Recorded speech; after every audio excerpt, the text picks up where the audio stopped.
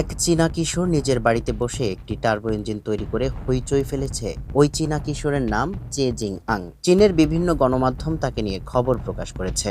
সেসব খবরে তাকে একজন সেলফ মেড ইঞ্জিনিয়ার হিসাবে ব্যাখ্যা দিয়েছেন। চের একটি সামাজিক যোগাযোগ মাধ্যম অ্যাকাউন্ট আছে, যার অনুসারী সংখ্যা প্রায় 30,000-এর বেশি।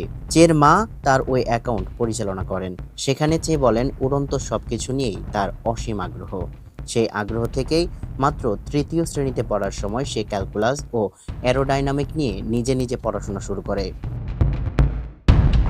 এভাবে নিজে শিখতে শিখতে চে বাড়িতে নিজের হাতে টার্বো ইঞ্জিন তৈরি শুরু করে এবং ভিডিও করে। সেসব ভিডিও তার অ্যাকাউন্টে পোস্ট করেছে। এখানে সে তার ইঞ্জিন তৈরি ও পরীক্ষা করার প্রক্রিয়া দেখিয়েছে। ইঞ্জিন পরীক্ষার সময় যে শব্দ হয়েছে সেগুলো ব্যাখ্যা দিয়েছে। হ্যাশট্যাগে সে তার নিজেকে রকেট বয় বলে পরিচয় দেয়। কিন্তু চের বাড়িতে টার্বোজেট ইঞ্জিন তৈরির দাবি নিয়ে সামাজিক যোগাযোগ মাধ্যমে অনেকেই সন্দেহ প্রকাশ করেছেন। তারা তার গল্প এবং পটভূমির সত্যতা নিয়ে প্রশ্ন তুলেছেন। কিছু মানুষ লক্ষ্য করেন চের অ্যাকাউন্টে প্রাথমিক বিদ্যালয়ের 5ম শ্রেণীর একটি গণিত সমস্যার সমাধান সংক্রান্ত ভিডিও সেভ করে রাখা। এটা দেখে কেউ তার ক্যালকুলাস জ্ঞান নিয়ে প্রশ্ন তোলেন। কেউ কেউ এটাও দাবি করেন চের বাবা মহাকাশ প্রকৌশলী চে জুমিং। তিনি শিচাটাং স্যাটেলাইট উৎক্ষেপণ কেন্দ্রের একাধিক প্রকল্পে কাজ করেছেন, তবে কেউ নিশ্চিত প্রমাণ দেখাতে পারেননি।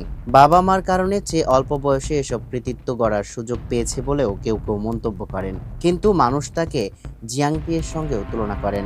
17 বছর বয়সী এই কিশোর 2024 সালে প্রতারণার অভিযোগে ধরা পড়ার আগে একটি আন্তর্জাতিক গণিত প্রতিযোগিতায় প্রথম স্থান অর্জন করে প্রোডিজি হিসাবে ভাইরাল হয়েছিল। চের বেলায়ও কেউ কেউ সন্দেহ প্রকাশ করেছেন চেকে আসলে তার মা বাবা অসাধারণ প্রতিভাধর হিসেবে দেখতে চাইছে, যেন সে ভালো কোনো বিশ্ববিদ্যালয়ে ভর্তি হওয়ার সুযোগ পায়। মানবকণ্ঠ থেকে সামিউল ইসলাম।